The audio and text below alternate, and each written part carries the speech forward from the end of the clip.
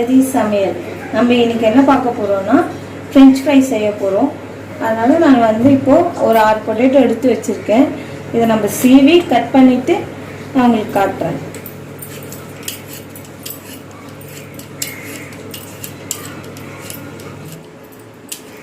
அவ்வளோதான், இங்கே பாருங்கள் செஞ்சு முடிச்சிட்டோம், நம்ம சீவிட்டோம். இப்போ இதை நம்ம வந்து கொஞ்சம் நார்மல் வாட்டரில் சில் வாட்டரில் நம்ம இதை 10 மினிட்ஸ் சோக் பண்ண போகிறோம். அப்படியே விட்டுட்டு அதுக்கப்புறம் என்ன பண்ணோம் நான் சொல்கிறேன். நார்மல் சில் வாட்டரில் நம்ம இப்போ போட்டாச்சு பொட்டேட்டோவே. இது அப்படியே இருக்கட்டும், ஒரு 10 மினிட்ஸ் இருக்கணும். 10 நிமிஷம் சில் வாட்டரில் இந்த மாதிரி 2ஆக கட் பண்ணி போட்டாச்சு. இப்போ இதை நம்ம ஸ்லைஸாக கட் பண்ணிக்கலாம் வாங்க.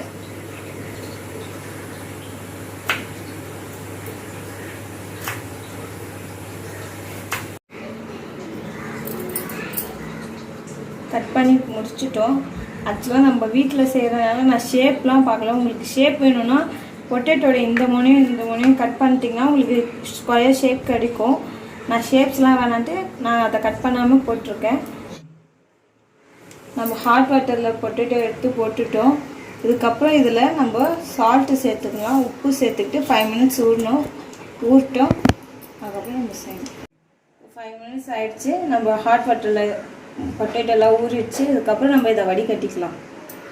நம்ம வடிகட்டிட்டோம் பொட்டேட்டோவை.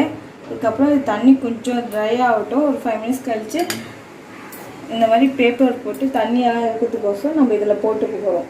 ஒரு 5 மினிட்ஸ் இதில் இருக்கட்டும். அதுக்கப்புறம் இதில் மாற்றிக்கலாம். 5 மினிட்ஸ் ஆகிடுச்சு நம்ம வடிகட்டி. அதுக்கப்புறம் நம்ம டிஷ்யூ பேப்பரில் போட்டுக்கலாம். ஏன்னா தண்ணிலாம் இருக்கணும், அதுக்காக போட்டுப்போம். டிஷ்யூ பேப்பரில் போட்டுட்டு இது ஒரு 5 மினிட்ஸ் ஆகட்டும். நம்ம அதுக்கப்புறம் எண்ணெயில் போட்டு ஃப்ரை பண்ணிப்போம். 5 மினிட்ஸ் ஆகிடுச்சு. அதுக்கப்புறம் நம்ம வந்து ஃப்ரை பண்ணி போகிறோம் ஆயிலில். நான் கடாய் வச்சுருக்கேன். ஆயில் ஊற்றி நம்ம ஃப்ரை பண்ணிக்கலாம். 5 மினிட்ஸ் ஆகிடுச்சு. இது நல்லா தண்ணி இழுத்துக்கிச்சு டிஷ்யூ பேப்பர். ஸோ நம்ம எண்ணெயில் ஃப்ரை பண்ண போகிறோம். கொஞ்சம் கொஞ்சமாக போட்டு ஃப்ரை பண்ணிக்கலாம். ஓகே, ரொம்ப செவக்க விடாதீங்க. கொஞ்சம் வெள்ளையாக இருக்கும் போதே எடுத்துடுங்க. எடுத்து நம்ம 2ஆவது ஃப்ரை பண்ண போகிறோம். நல்லா வெள்ளையாக இருக்கும் போதே எடுத்துடுங்க. இது ஆஃப்டர்னு நம்ம 2ஆவதும் ஃப்ரை பண்ண போகிறோம்.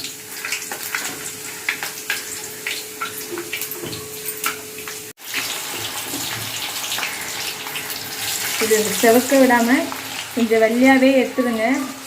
நம்ம 2ஆவது ஃப்ரை பண்ண போகிறோம்.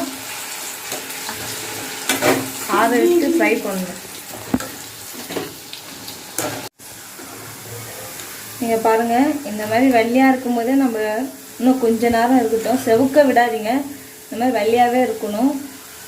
எடுத்துட்டு நம்ம ஆற விட்டு 2ஆவது போட்டோன்னா கிரிப்ஸியாக இருக்கும். வெளியே வந்து மொறுக்கும், உள்ளே சாஃப்டாக இருக்கும். அதனால தான் இப்போ செவக்க விடாமல் எடுத்துடலாம். நம்ம பாருங்க, இந்த மாதிரி ஸ்டேஜில் நான் எடுத்துடுறேன். இதை நான் 2ஆவது ஆற விட்டு போட போகிறேன். ஓகேங்களா? ஹாய், இது ஆறிடுச்சு. நான் அதுக்கு முன்னே ஒன்று சொல்லிடுறேன். நான் தண்ணியிலேருந்து எடுத்து போட்டேங்கள்ல, அது வந்து நான் டிஷ்யூ பேப்பர் வச்சு போட்டேன். நீங்கள் டிஷ்யூ பேப்பர் வைக்காதீங்க, ஏன்னா ஒட்டிக்குது. துணி வெள்ளை துணி போட்டுட்டு அதுக்கு மேலே இதை போடுங்க, ஈரெல்லாம் இழுத்துக்கும். இப்போ இது நல்லா ஆறிச்சு பாருங்கள். இதை நம்ம 2ஆவது ஆயிலில் போட போகிறோம். நல்லா செவக்க எடுக்க போகிறோம். போட்டு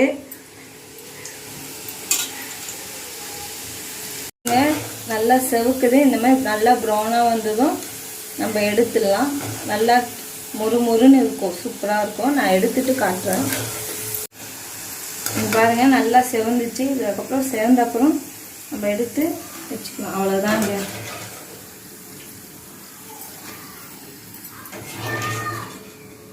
ஓகே, நம்ம ஃப்ரெஞ்ச் ஃப்ரை ரெடி. இந்த மாதிரி நீங்கள் சர்வ் பண்ணி வீட்டில் பசங்களுக்கு கொடுக்கலாம். நல்லாயிருக்கும். அப்படியே மொறுமொறுன்னு நல்லா சாஃப்டாகவும் இருக்கும் உள்ளே. அவ்வளோதாங்க.